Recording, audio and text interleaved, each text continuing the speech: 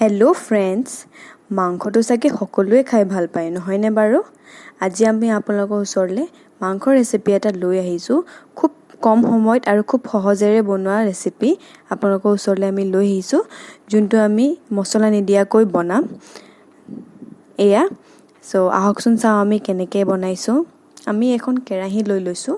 তাত আমি দিছোঁ কেইটামান মগজু। আপোনালোকে হাফ কাপ দিব পাৰে, মাংসৰ অনুসৰি আপোনালোকে মগজু দিব। তাত আমি কেইটামান বাদাম দি ধুনীয়াকৈ এনেকৈ ভাজি ল'ম, যাতে ইয়াৰ কেঁচা টেষ্টটো নোহোৱা হয়। অকণমান ৰঙচুৱা পৰালৈকে আপোনালোকে ভাজি ল'ব। আমি এনেদৰে ভাজি লৈছোঁ। তাৰপিছত গেছটো অফ কৰি আপোনালোকে এটা বাতিত উলিয়াই ল'ব আৰু এইখিনি ঠাণ্ডা হৈ যোৱাৰ পিছত আমি গ্ৰাইণ্ড কৰি ল'ম।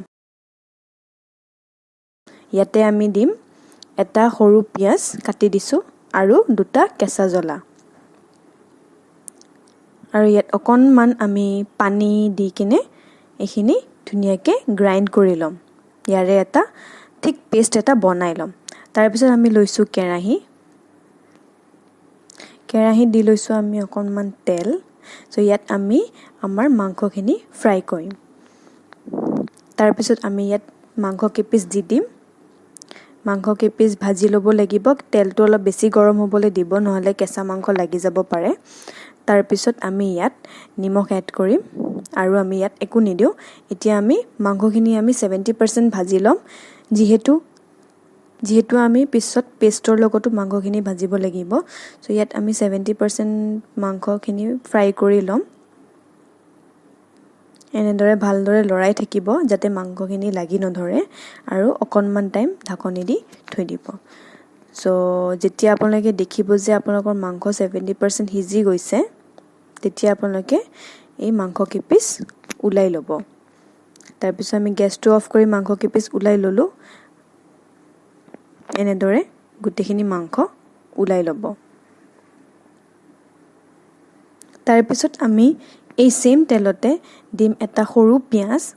এনেদৰে সৰু সৰু কাটি লৈছোঁ। পিঁয়াজখিনি আমি ভালদৰে ভাজি ল'ম। ৰঙচুৱা পৰালৈকে আমি পিঁয়াজখিনি লৰাই থাকিব লাগিব। তাৰপিছত যেতিয়া আমি দেখিম যে পিঁয়াজখিনি ভাজি লৈছে, তাৰপিছত আমি বাকী মছলাখিনি দিব পাৰিম।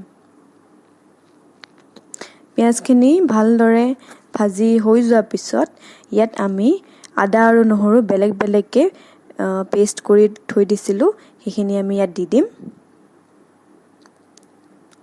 আপোনালোকে ৰুকিও ল'ব পাৰে, আদা নহৰুখিনি ভালদৰে অলপ অলপকৈ ৰুকি ল'ব পাৰে।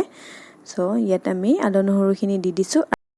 তাৰপিছত আমি ইয়াত পেষ্টখিনি দি দিম, যোনখিনি আমি কৰি লৈছিলোঁ, মগজু, পিঁয়াজ আৰু জ্বলা। এই পেষ্টখিনি আমি ভালদৰে ভাজি ল'ব লাগিব আৰু অকণমান ইয়াত পানী এড কৰি দিছোঁ, যিহেতু যাতে পেষ্টখিনি ইয়াত লাগি নধৰে। আমি এই পেষ্টখিনি ভালদৰে ফ্ৰাই হ'ব লাগিব।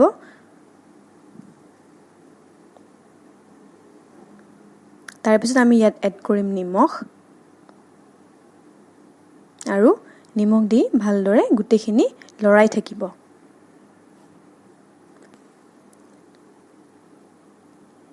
আমি গোটেইখিনি ভালদৰে মিক্স কৰি দিলোঁ। ইয়াৰ পিছত আমি দিম জালুকৰ গুড়ি।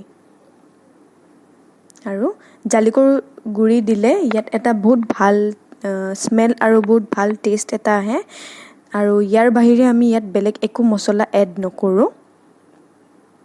আমি ভালদৰে গোটেইখিনি মিক্স কৰি ল'ম আৰু ঢাকনি দি থৈ দিম। তাৰপিছত আমি দেখিছোঁ যে আমাৰ গোটেই পেষ্টখিনি ভালদৰে ফ্ৰাই হৈ গৈছে আৰু ইয়াৰ কেঁচা টেষ্টটো নোহোৱা হৈ গৈছে। তাৰপিছত ইয়াত আমি ভাজি লোৱা মাংসখিনি দি দিছোঁ। মাংসখিনি দিয়াৰ পিছত আমি অকণমান ইয়াত পানী এড কৰি ভালদৰে মাংসখিনি পেষ্টটোৰ লগত মিক্স কৰি দিম, যাতে গোটেইখিনি ভালদৰে সিজি যায়। আমি গোটেইখিনি ভালদৰে মিক্স কৰি ল'লোঁ আৰু এইখিনি আমি সিজিবলৈ দিম অলপ টাইম। ইয়াত আমি ঢাকনি লগাই 5-10 মিনিট থৈ দিম, যাতে আমাৰ পেষ্টখিনি আৰু মাংসখিনি ভালদৰে সিজি যায়। তাৰপিছত আপোনালোকে ইয়াত পানী এড কৰিব। এয়া আমি ইয়াত পানী দি দিছোঁ। যিমানখিনি আমাক গ্ৰেভি লাগে সিমান পৰিমাণে আমি পানী দিছোঁ। যদি আপোনালোকৰ গ্ৰেভিটো বেছি থিক নালাগে তেতিয়াহ'লে আপোনালোকে পানী অলপ বেছি এড কৰিব পাৰে। আমি ইয়াত অলপ কম পানী এড কৰিছোঁ যিহেতু আমাৰ গ্ৰেভিটো অলপ থিক লাগে। তো আমাৰ মাংসখিনি তৈয়াৰ হৈ গৈছে। আৰু এয়া আমাৰ চিম্পল আৰু হেল্ডি মগজু চিকেন ৰেডি হৈ গৈছে। ইয়াত আমি একো মছলা নিদিয়াকৈ বনাইছোঁ, সেইটো কাৰণে আপোনালোকে খাই বেছি ভাল পাব। আৰু এইটো গ্ৰেভিটো যদি আপোনালোকে ঠিক কৰি ৰাখে তেতিয়াহ'লে আৰু বেছি ভাল টেষ্ট এটা পাব। চ' আপোনালোকে কেনেকুৱা লাগিলে আমাক নিশ্চয় জনাব। ঘৰত কেতিয়াবা এনেদৰে বনাই চাবচোন আৰু ভাল লাগিলে আমাক কমেণ্ট কৰি জনাব। আমাৰ ভিডিঅ'টো কেনেকুৱা পালে, ভাল লাগিলে লাইক, শ্বেয়াৰ আৰু ছাবস্ক্ৰাইব কৰি দিব।